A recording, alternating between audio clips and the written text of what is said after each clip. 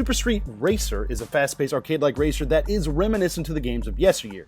It starts you out with a really cruddy car and tasks you with building up this bucket of bolts into a vehicle that will be feared on the streets.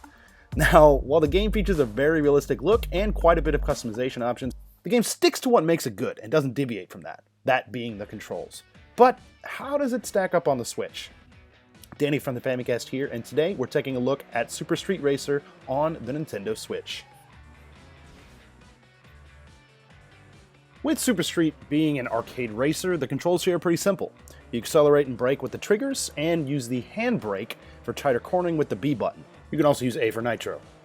Now, right from the opening tutorial of the game, I felt right at home with the controls. Once you have the basics down, you'll be drifting around courses and winning races in no time.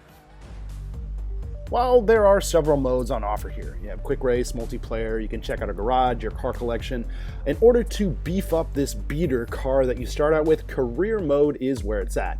Here you have 12 different cups to go through, and each containing anywhere between 5 to 6 races per cup.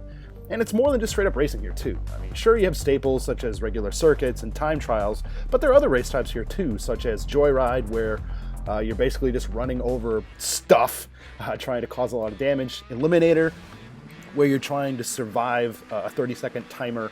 Basically, the person the furthest behind will get eliminated up right until like 1 and 2 at the very end. And you also have boss races. And all of this keeps everything pretty fresh here. Now, to top all of this off, players are actually encouraged to take out opponents during races. And this leads to some pretty nasty crashes that really feel awesome to be a part of. Now, crashing and scraping against walls isn't discouraged here in the slightest either.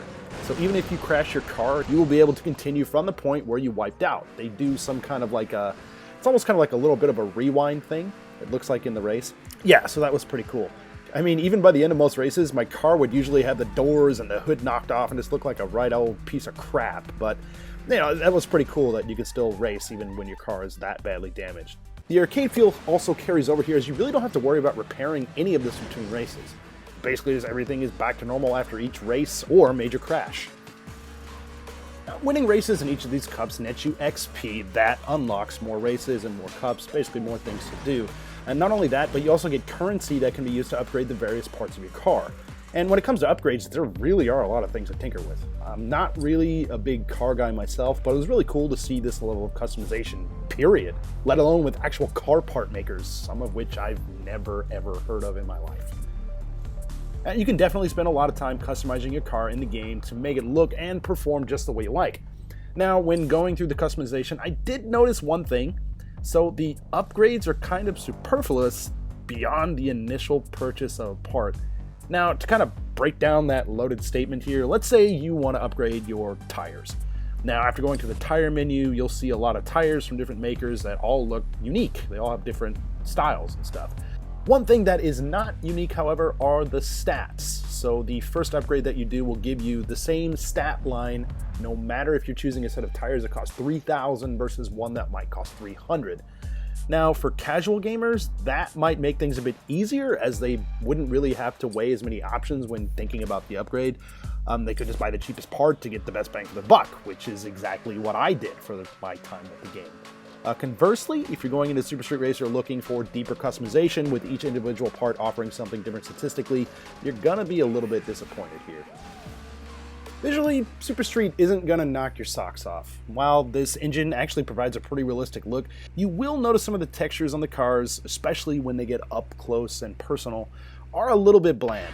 Backroads are kind of in the same boat here too, but when it comes to general performance of the game, the Switch version actually doesn't skip a beat. It actually runs really smoothly, and I can't really recall any issues during my time with the game where it screwed up or it was anything like that, where it's choppy or anything. Of course, a bit more cleaned up visuals would have been nice, but I'll take a smooth frame rate any day. Now, keeping on the topic of aesthetics, the sound here is actually very well done too. The cars all sound pretty realistic, the crashes sound awesome too, and I really dug the soundtrack here too. It ranges from like these deep bass techno rap songs to a few more upbeat type of tracks too. Super Street Racer on the Switch is a pretty solid game that really surprised me. It's got great controls, offers a lot of customization options, and it runs really smoothly. On the flip side, some of these customization options, especially when it comes to the stats, are a little bit superfluous. That and the graphics are a little bit on the muddy side. Those are basically my only gripes with the game.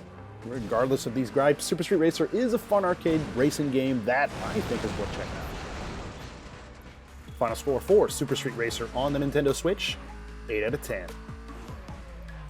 As always, thanks for checking out this video. If you like what you see, please feel free to give us a like. If you're new to the channel, please feel free to subscribe. We have tons of podcasts, video reviews, special videos, and a whole lot more. Again, this is Danny from the Famicast. Thanks for watching, and we'll catch you next time.